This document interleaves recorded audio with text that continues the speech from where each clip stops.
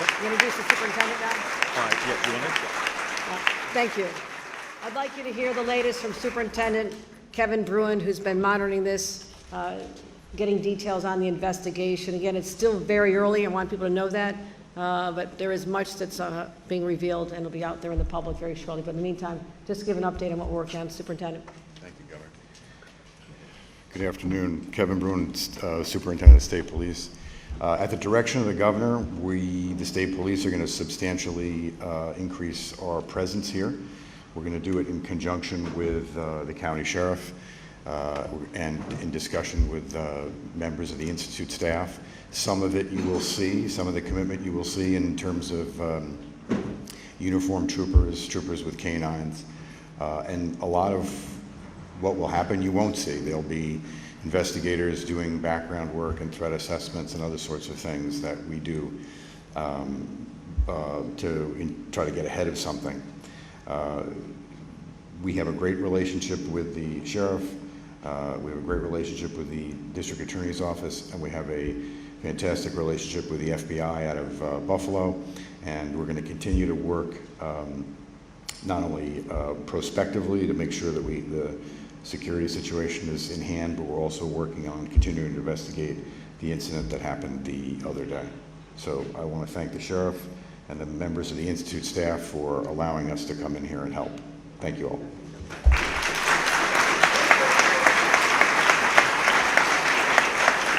I'd also like to welcome County Executive P.J. Wandu.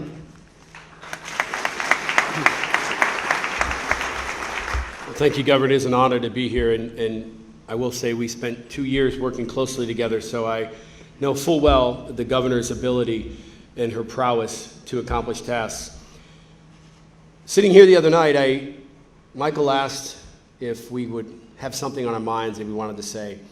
And I can't stress enough that ordinary Chautauquans became heroes that day. People leapt from their seats and stopped an assailant. They stopped what could have been world history, and they were part of that. So on behalf of the residents of Chautauqua County, I extend my thoughts and prayers to the family and friends of Salman Rushdie. This small, tranquil community here in Chautauqua County, a Chautauqua institution, has been shaken to the core by an act of one individual, his hatred and tendency for violence.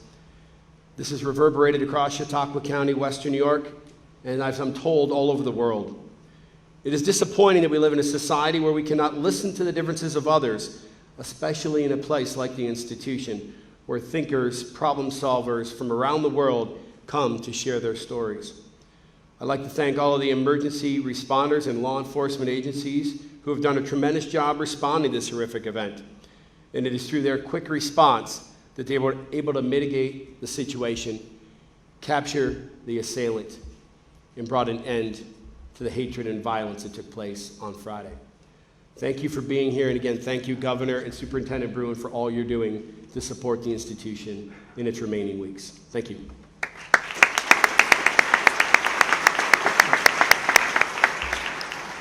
Allow me to just close out by thanking the Governor, thanking the County Executive.